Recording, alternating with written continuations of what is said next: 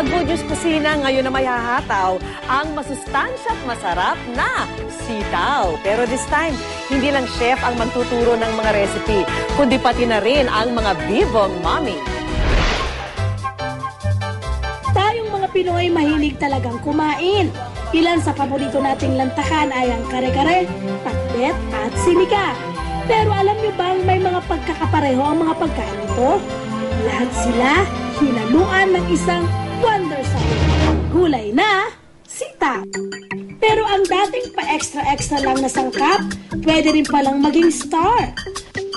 Marami kasi itong ibubuga pagdating sa nutrisyon. Sagana ito sa vitamin C at protein, pati na rin sa calcium at fiber. Pero hindi lang yan ang good news.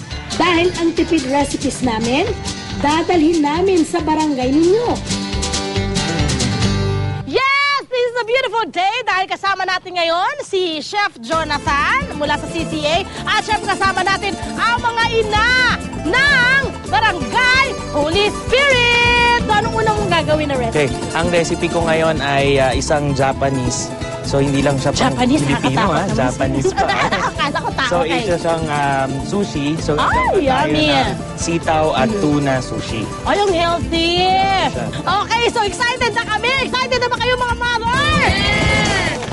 Para sa sitaw sushi, kailangan ng sitaw, canned tuna, nori wrapper na gawa sa pinatuyong seaweed, rice vinegar at Japanese rice. Papakuluan muna natin ang ating sitaw.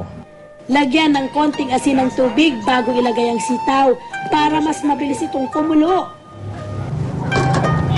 Ang gagawin lang natin sa kanya, pag kumukulo, dapat may nakahanda kayong malamig na tubig.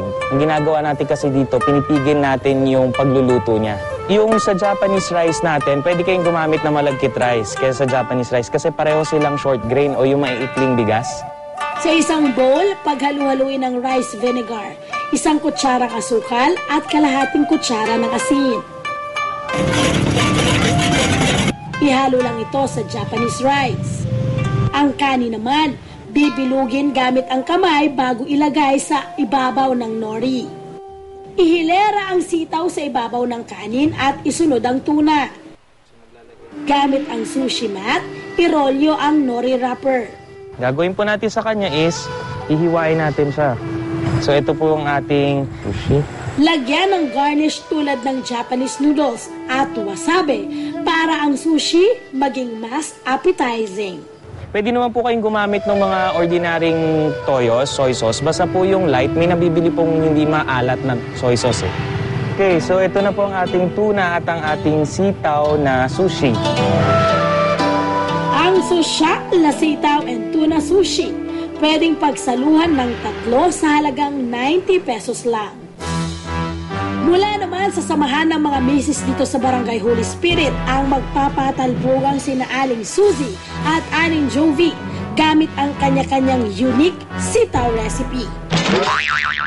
Sa 100 pisong budget, namili si Aling Jovi ng ingredients para sa kanyang secret recipe.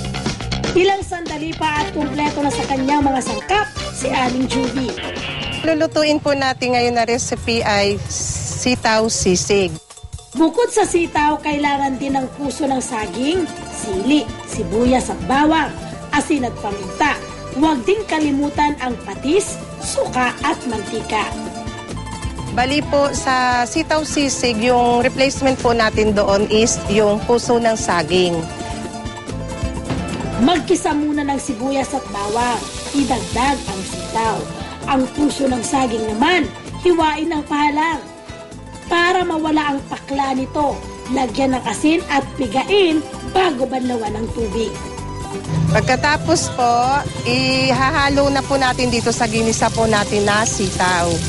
Timplahan din ito ng patis at paminta. Maglalagay po tayo ng sili kasi sa sisig talaga may sili po siya. Lagyan ang suka at hintayin kumulo.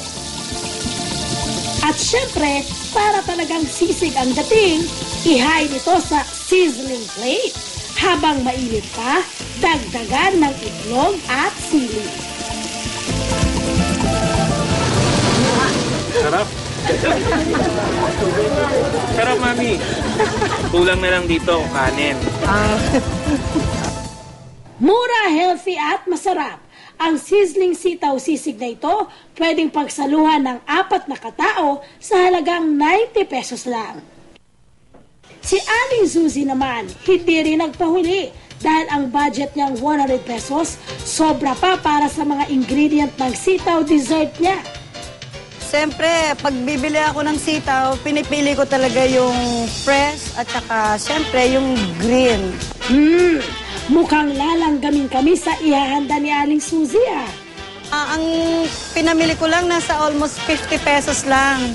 So ano po ba ang dish natin ngayon, ma'am? Ang aking lulutuin para sa kanila ay ang caramelized sitaw. Pang dessert. Para sa caramelized sitaw, kailangan lang ng sitaw, asukal na puti at asukal na pula.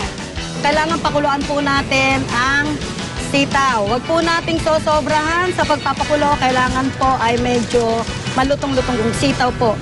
Pagkatapos pakuluan ng sitaw, pwede nang lutuin ang brown sugar. Kailangan pa nagluluto po kayo, kailangan naka-smile. Para yung kakain, masarapan. Ang pinakuluang sitaw naman, i-drain at ilipat sa llanera.